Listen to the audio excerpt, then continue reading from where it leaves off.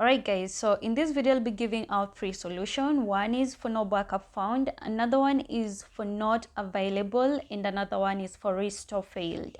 So if you had backed up your data but you used to get like no backup found, all you need to do is go to your Play Store, update your WorldApp, and then come back here, click on agree to the terms and conditions, and then click on existing account. So when you click on existing account, it will bring you to this page over here. What you want to do is click on restore with Google Drive. So once you click on restore with Google Drive, it will bring you to this page over here where you'll be requested to put in your password. Remember, you're going to put in the password that you used to create the WorldApp account. So after you do that, you will be able to see this decrypting, verifying your private keys, and restoring your transaction history.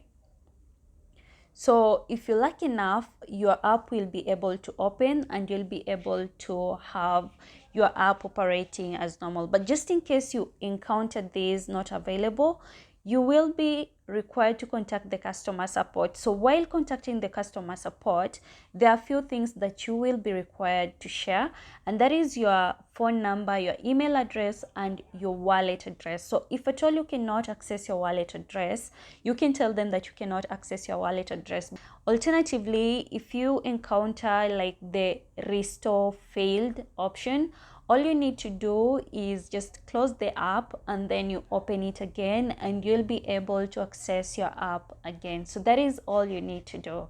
So you can try this. It's working for most people. I think the bug that was causing all these errors when it came to WorldApp to Android users has actually been fixed. So you can try this and see if it can work for you, because I've seen it working for a lot of people today. So keep trying and it will be successful.